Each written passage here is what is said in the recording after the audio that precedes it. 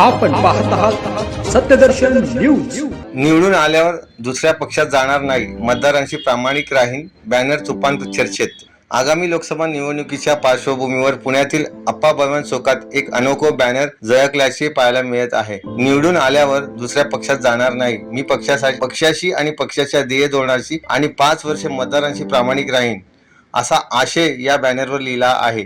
तर त्यावर आणखी असेही नमूद केले आहेत की जर निवडून आल्यावर मी त्याच पक्षात राहिलो नाही तर मला आणि माझ्या कुटुंबातील व्यक्तीला निवडून देऊ नका, आवाहन जागृत पुणेकरांचे, असा शीर्षकाखाली असे म्हटले की उमेदवार मग तो कोणत्याही पक्षाचा असू द्या, त्यांनी आपल्या परिचय पत्रकामध्ये एकच उल्लेख करावा, असेही म्हटले आहे।